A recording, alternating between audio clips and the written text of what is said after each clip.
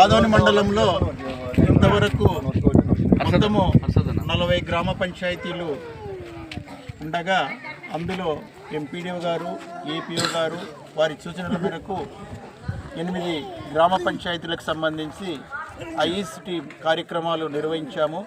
ఈ IEC team యొక్క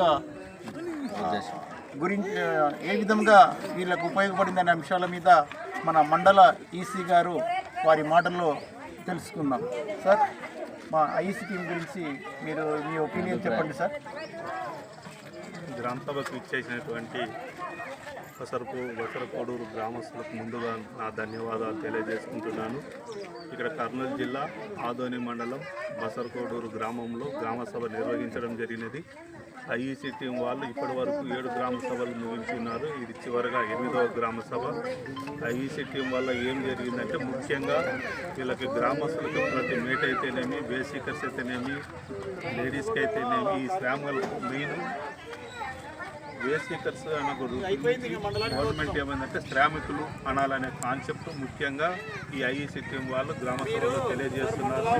తర్వాత 307 రూపాయలు పడాలంటే కొలతలు తగ్గట్టు చేయాలనే కూడా వీళ్ళకి తెలియజేస్తున్నారు. వీళ్ళ హక్కులు, వీళ్ళకి ఏమేమి బాధ్యతలు ఉన్నాయి, హక్కులు ఏమున్నాయి, ఇవన్నీ ఈ గ్రామ సభ ద్వారా ఐఈసీ టీం వారు తెలియజేస్తున్నారు. గ్రామస్తులను అడుగుతుంటే కూడా గ్రామస్తులు కూడా అవును ఐఈసీ టీం వల్ల చాలా ఉపయోగాలు మాకు తెలియని విషయాలు ఎన్నో తెలుసుకున్నాం అనేటువంటివి కూడా ఈ ఐఈసీ టీం ద్వారా గ్రామస్తులు తెలియజేసుకుంటున్నారు.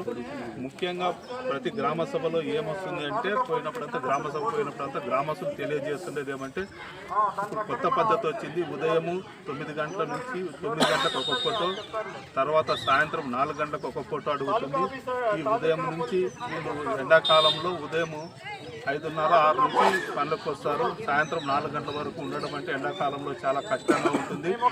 అదేవిధంగా ఈ ఉపాధి పని మాత్రమే కాదు, మాకు తర్వాత పొలాలు వ్యవసాయ పనులు కూడా చేసుకునే అవసరం ఉంటుంది. కాబట్టి ఉపాధి పనిని చూసుకొని వ్యవసాయ పనులు కూడా చేసుకొని మా ఆర్థిక అభివృద్ధిని పెంపొందించుకుంటామని తెలియజేస్తున్నారు.